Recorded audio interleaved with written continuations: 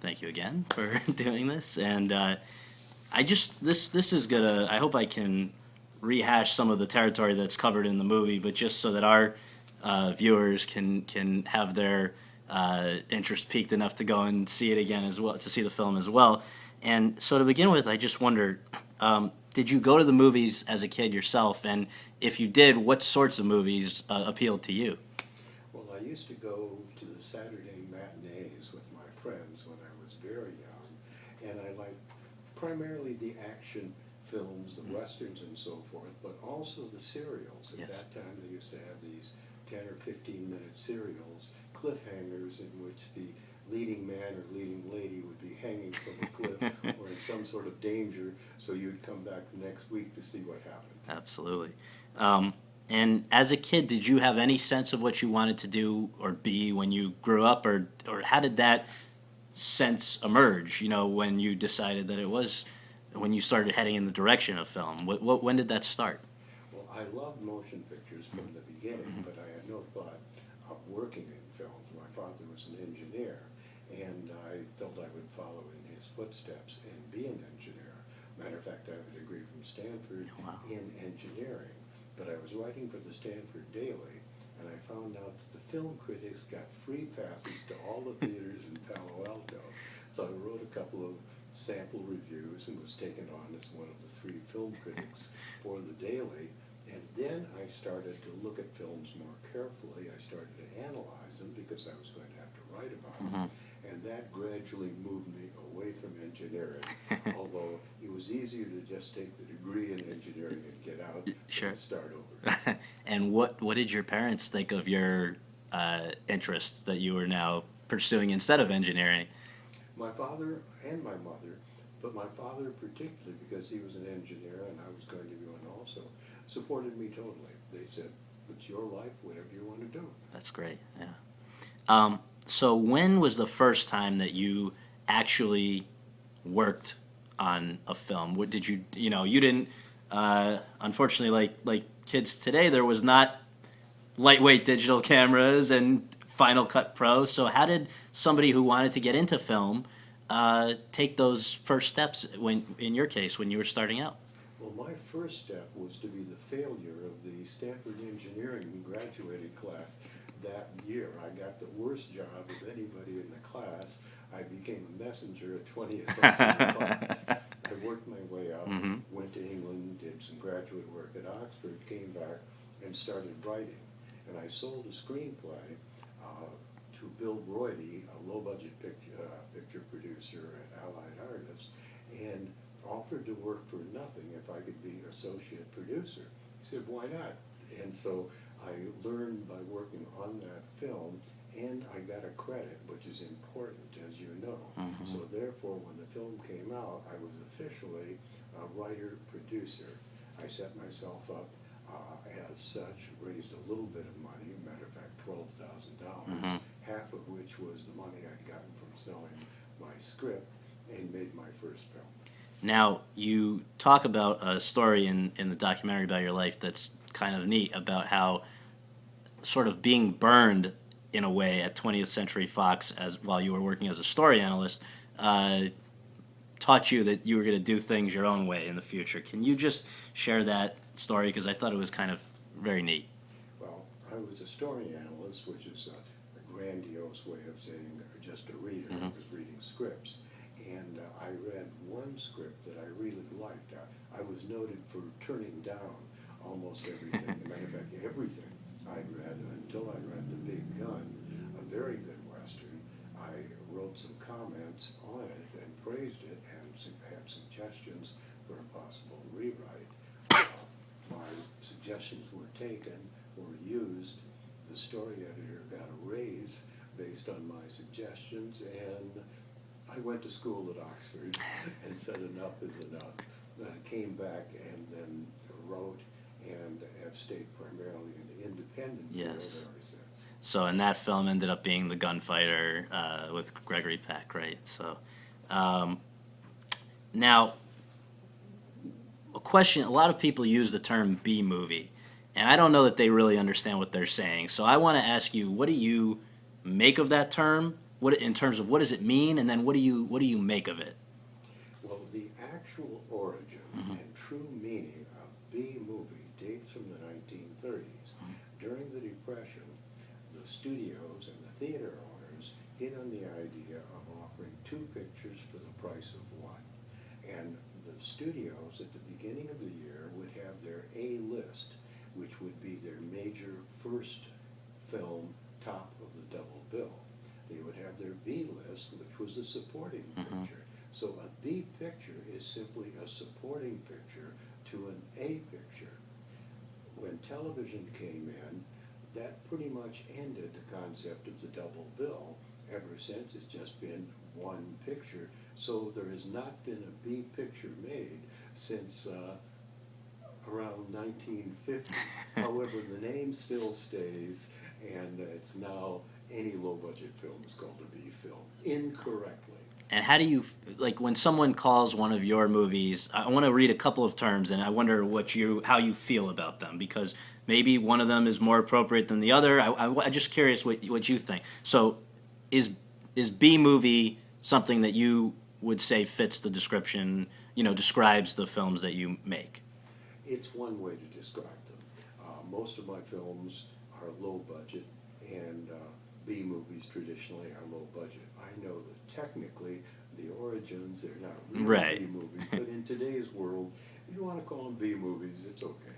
How about the term exploitation flick? What does that mean, and does that fit your movies? Exploitation flick is a phrase that some people shy away from. They feel it's derogatory. My films are to a large extent exploitation flicks. I see nothing wrong with it. I'm exploiting the subject. Every film exploits the subject to a certain extent. Sure. If you don't have a major star, you're exploiting the subject. If you have a major star, you're exploiting the major star. Sure. I guess the next important question to ask you is, what was American International? Again, this is covered in the documentary, but just for historical, for the historical record, what was American International, and how did you come to be in business with them? American International started as a company run by two people, Jim Nicholson and Sam Arkoff. They had just set themselves up as distributors and had no film. My second film was a picture I called The Fast and the Furious, a title I sold to Universal, and they've done rather well with that title. But I could understand from my first film that there was a real trap for the independent filmmaker. You put your money into the film, and you waited a year or so to get your money back, which meant you could only make one film a year if you were limited in your budgets. So AIP had no pictures, but they had some contacts with franchise holders, independent film distributors in different major cities. And a number of companies wanted The Fast and the Furious, which was a sports car racing film. But I said to AIP, I will give you the film if you can give me an advance that covers my negative costs and give me advances for 2 more films so that I can make films continuously. They were able to raise the money from the franchise holders, and it suited them because now they had a supply of films. They were really in business, and suited me because I was really in business. Absolutely. So just again, for the record, what sorts of budgets and shooting schedules would you have when you were working for these guys? I would typically have a budget of $50,000, $60,000, $70,000, and a schedule of anywhere from 7 or 8 days to 10 days. Wow. It wasn't until I had come up with the idea for The Fall of the House of Usher, a somewhat bigger film in color, and they agreed to that time they put up the money and backed that, and we were partners, and I had a 15-day schedule. I felt I was in the big time. And I guess another question is, who were the audiences for these films? Because for a long time, I guess the theaters, it would be the Paramount Theater, or it would be the Fox Theater, so it was sort of hard to crack into a real, a busy theater. So how would you get your movies seen by the general public? They would go into all types of theaters. The major theaters sometime, the suburban theaters sometimes. Drive-ins were important, although they were never as much as 50%. People think of them heavily as drive-ins, but the drive-in total grosses would generally be around 40% to a top of 50%.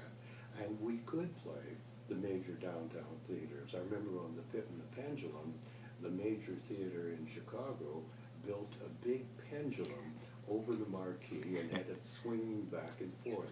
Those were the days when that type of advertising or publicity worked. Nobody Right. does that anymore, but I thought it was great. That sounds great, yeah. And then another thing that has to be noted, and that the film Corman's World does a great job of illustrating, is just how many lives of people who have gone on to great success have crossed. How many of them you have crossed paths with and been largely responsible for their getting a start in this business. So I wonder if you wouldn't mind name drop a little bit. We talk about some of the people who you have enjoyed working with, who have in your films done noteworthy work and then gone on to do great things apart from you. Well, it started when I made and saved a little money and didn't really know how to invest it. You generally invest, or many people do, in the stock market or in real estate. I knew nothing about that, but I felt I knew something about motion pictures. And as a young filmmaker around town, I knew the other young filmmakers. So I thought I would back somebody in a low-budget film as my investment. And I picked Irv Kirshner for the first film, who was doing some documentary films. He did a picture for me he directed it, called Stakeout on Dope Street, that was sold to Warner Brothers and did very well. He went on to become one of the most prominent directors in Hollywood. He did the second of the Star Wars movies. After that, I backed my assistant. Francis Coppola had come out of UCLA to be my assistant, and I put up the money for Dementia 13, and that did well. So it became sort of a pattern. Peter Bogdanovich did a film for me. Then I think the next one was Marty Scorsese, and on to Ron Howard, and most recent probably is Jim Cameron, who started making model spaceships for me in my studio that I had down in Venice. He's gone on to do very well. I think so, yeah. And it's still in the science fiction. Yes, yes. Avatar. Well, that's actually a thing that I want to ask you about, because it seems like so many of these people who either directly worked with you or were clearly viewers of your films and were inspired by them have sort of taken the core of what you do and maybe done it on a larger scale in a way. They get bigger budgets, they do it for a major studio, but it really is clear that whether it's something like Jaws or Star Wars, it's the core of it is clearly, to me, in what you were doing long before that. And I guess that my question is there sort of mixed emotions as they go on and do these other things, because you also have to compete with these bigger operations? Well, there are no mixed emotions when the guys and the women who started with me have great success. I'm pleased and proud of what they've done. There are mixed emotions when the bigger versions of what I did come out. For instance, when Jaws came out, I've forgotten his name, Vince Canby, the lead critic of the New York Times, said, "What is Jaws but a big-budget Roger Corman film?" He was half right. It was a big-budget Roger Corman film, but it was a better film. And when I saw that, I thought, these young filmmakers have seen the types of films that I and my compatriots have been making, and now they're making them bigger, and this is major competition. Then when Star Wars came out, I thought they're punching us in the stomach with these films. Now, was there ever on your part a desire to go and work within the system in a way, to go and to go and work at a Paramount or a Fox or a Universal and do those kinds of movies with that kind of a budget. I would imagine, especially after you helped to produce so many of these filmmakers who always say that they owe a great debt to you, that it would have been possible to you if you'd wanted to do that. Is that something you ever pursued?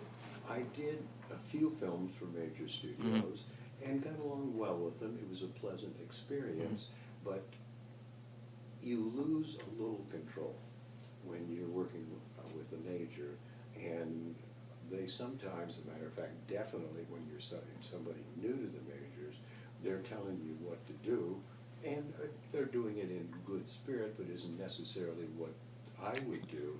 So I felt I'm really better to go back to independent, where I stand on my own. I either win or lose, depending upon what I do, Sure. not what somebody tells me. And just one thing, I'm flashing back to the question before. I realized we didn't mention either Jack Nicholson or Robert De Niro, two of your other proteges in a way, I guess you could say. Is that is there anything that you would add about their evolution from being in the Corman School of Filmmaking into what they've become? Well, a number of well-known actors, Jack Nicholson, as you say, Bob De Niro, Sylvester Stallone, Sandra Bullock, going all the way back, Charlie Bronson started with me, and it was this. I didn't have the money to afford stars, so I could either take somebody who was sort of a vague name in these pictures or gamble on somebody who was new, untried, but I believed had the talent. And I felt I'm better to gamble on somebody new who I think is good. Well, you're clearly one of the great talent scouts also, on top of everything else, because so many of them have done well. But just a question, the production code, when that, in the 60s, I guess it would be the mid to late 60s, when that started to give way to the Bonnie and Clydes and the Wild Bunch and those kinds of films, and then the MPAA comes in with the rating system, how did that affect things for you? It never affected me to any great extent. My films would have been called either PG or R before there were such ratings. I never would have made a G-rated film, and I never would have made an X-rated film. So there were no particular problems. If, as you look back on, I guess it's hundreds of films, literally, that you've been a part of, do you see any common thread or theme that sort of unites all, or at least most of them? Is there something that they all share in common? There's probably a rebellious, anti-establishment theme that runs through them. From a political standpoint, probably a liberal standpoint, but I believe very firmly that the film must entertain. Underneath that, there may be some statement from me about what I believe, that's always subtextual beneath the surface. And along those lines, of those many films, is there one or two or that you are proudest of as you look back, that you are the most pleased with how it did? I've been asked that question a couple of times. One day it'll be this picture, one day it'll be that, sometimes none of them. But for today, maybe The Intruder, a picture I made with a new young actor from New York, Bill Shatner, playing a rabble-rouser, agitating about racial integration in Southern schools. It won a number of minor film festivals, and was the first film I ever made that lost money. Then I might mention Mask of the Red Death, one of the Poe films. Maybe those two. Yeah, no, both. Wow. Well, just if I can ask you quickly, just two more things really quickly. One thing is just about two of your closest collaborators, I gather, are your brother and your wife. And just, if you can share in your own words the role that they have played in over the years in your films.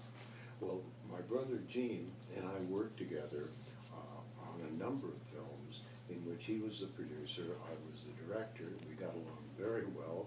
We were brothers. We fought as children, but as adults, we collaborated very well. My wife had not worked in films before we were married, but she learned very quickly. She's made a number of films on her own, and more recently a number of films with me, which we co-produce. And the final question is just, who do you make movies for? You know, if when you're reading a script or working on a script or on the set, is there somebody in your mind that you are picturing seeing it? And also, whoever that may be, it may even be just yourself for your own gratification, but whoever it is, what do you hope the audience takes away from a Roger Corman flick? Well, I've never really thought of it in those terms, but I would say, I would hope first that they would be entertained by the film. Then they might take away a little bit of the spirit, a little bit of the thought behind the film. And just a quick last thing that occurs to me, you have always sort of been the epitome of the outsider in Hollywood. So what was it like for you when, I guess it was now 2 years ago, when the ultimate insider group, the ultimate establishment body in this town, the Academy, calls you up and says, we want to give you a Lifetime Achievement Oscar, an honorary Oscar for all that you've done? Is that something you ever could have imagined? I had been told that I was being considered for the Lifetime Achievement Academy Award, and I said flatly, there is no chance that I will get it. I make low-budget films. The Academy will never give an award to somebody who makes low-budget films.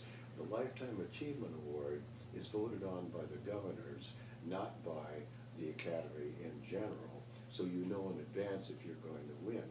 And when Tom Sherrick, who was the president of the Academy at that time, called me after a Board of Governors meeting and said, we voted to give you the Lifetime Achievement Award, I was totally silent for, I don't know, a minute, maybe not a minute, 30 seconds. And then, of course, I thanked him. I was truly surprised. I never thought I would get it. Well, it was well-deserved, and thank you so much for doing this, and congratulations on the new documentary, which hopefully will introduce a whole new group of people to your work. So thank you again. Appreciate it. Thank you.